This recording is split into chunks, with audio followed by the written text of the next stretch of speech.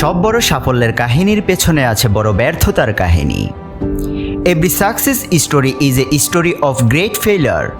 ব্যর্থতা সাফল্যের শিখরে পৌঁছাবার পথ। সিনিয়র টম ওয়াটসনের কথায় যদি সফল হতে চাও তবে ব্যর্থতার হার দ্বিগুণ করে দাও। ইতিহাস পড়লে দেখা যায় যে সমস্ত সাফল্যের কাহিনীর সঙ্গে আছে ব্যর্থতার কাহিনীও। কিন্তু সফলতা লাভের পর ব্যর্থতা মানুষের নজরে পড়ে না। সবাই ছবির এদিক দেখে মনে করে লোকটি ভাগ্যবান, ঠিক সময়ে ঠিক জায়গায় ছিল বলেই সফল হয়েছে। এই প্রসঙ্গে একজনের জীবন কাহিনীর উল্লেখ করি। তিনি 21 বছর বয়সে ব্যবসায়িক ক্ষতিগ্রস্ত হন।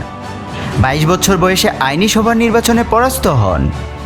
ব্যবসায়ী আকার অসফল হলেন 24 বছর বয়সে। 26 বছর বয়সে তার প্রিয়তমা মারা গেলেন। কংগ্রেসের নির্বাচনে পরাস্ত হলেন 34 বছর বয়সে। 45 বছর বয়সে হারলেন সাধারণ নির্বাচনে। ভাইস প্রেসিডেন্ট হওয়ার চেষ্টায় ব্যর্থ হলেন 47 বছর বয়সে। সিনেটের নির্বাচনে আবার হারলেন 49 বছর বয়সে। অতঃপর প্রেসিডেন্ট হিসেবে নির্বাচিত হলেন 52 বছর বয়সে। এই ব্যক্তির নাম আব্রাহাম লিঙ্কন।